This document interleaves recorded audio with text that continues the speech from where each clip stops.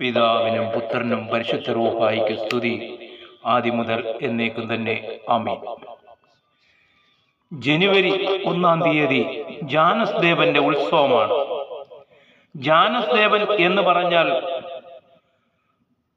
റോമിന്റെ ഒരു പ്രധാന ദേവനാണ്.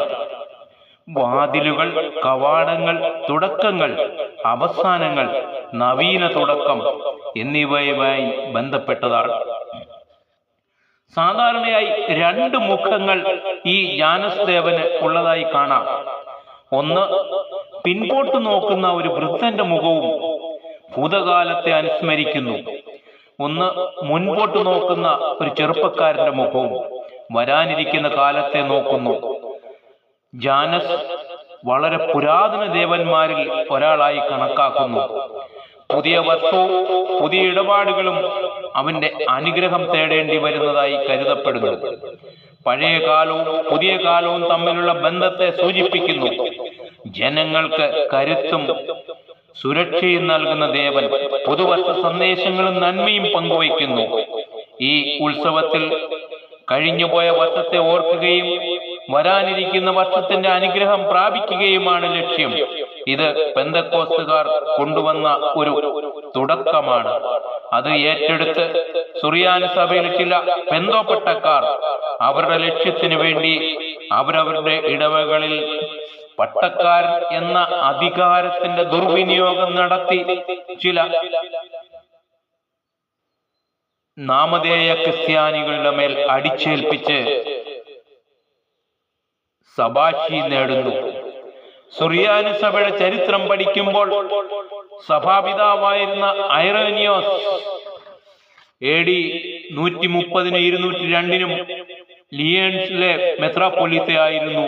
അതുപോലെ തന്നെ സേവേറിയോസ് പിതാവ് അന്ത്യോക്യയിലെ AD 465-538 ജീവിച്ചിരുന്നു. അപ്പം ഇവരൊക്കെ പറഞ്ഞു,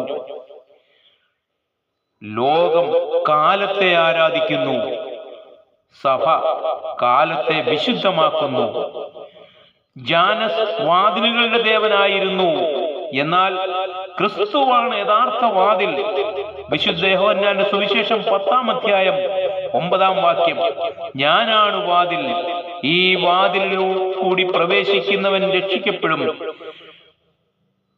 അതുകൊണ്ട് വിഗ്രഹ ദിനങ്ങളല്ല, ലോക കലണ്ടറല്ല, കർത്താവിന്റെ ദിനമാണ് നമ്മുടെ ആഘോഷം. ഐറേനിയോസ് ജാനസ് എന്ന് പറഞ്ഞിട്ടില്ല, പക്ഷേ അദ്ദേഹം പൂർണ്ണമായി അതിനെ നിരാകരിക്കുകയാണ്. ക്രിസ്ത്യാനികൾ പുതുവർഷം ആഘോഷിക്കുകയാണോ വേണ്ടത്?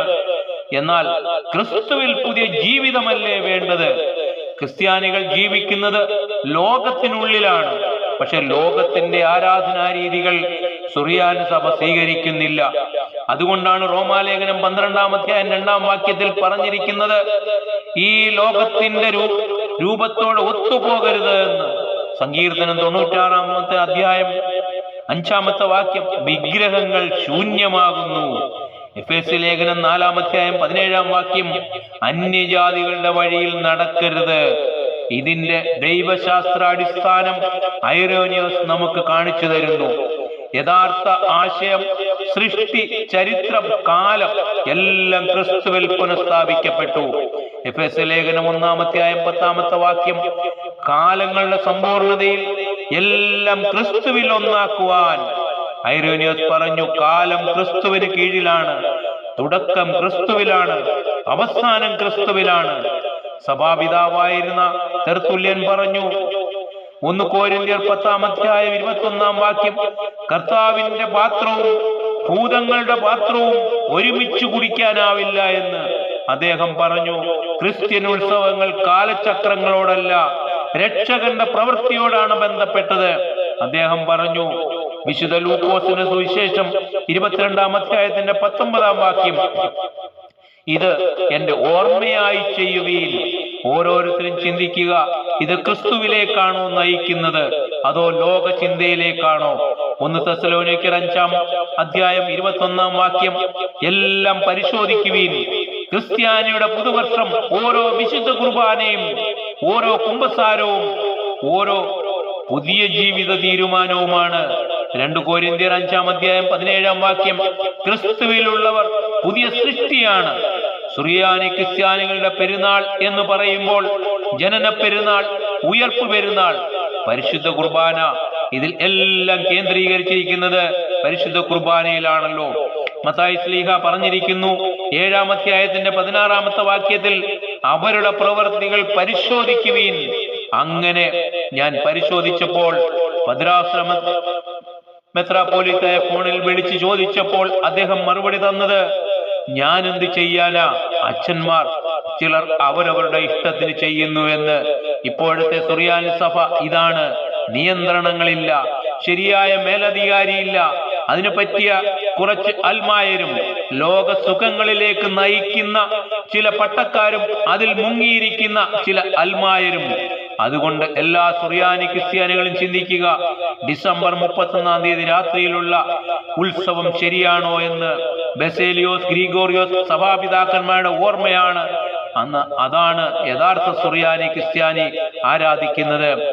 ഓരോ ക്രിസ്ത്യാനികൾക്കും യഥാർത്ഥ സഭയുടെ തത്വം മനസ്സിലാകട്ടെ, യഥാർത്ഥ ആരാധന മനസ്സിലാകട്ടെ. അതിന് പരിശുദ്ധ റൂഹ സംഗതി വരുത്തട്ടെ. Thank you.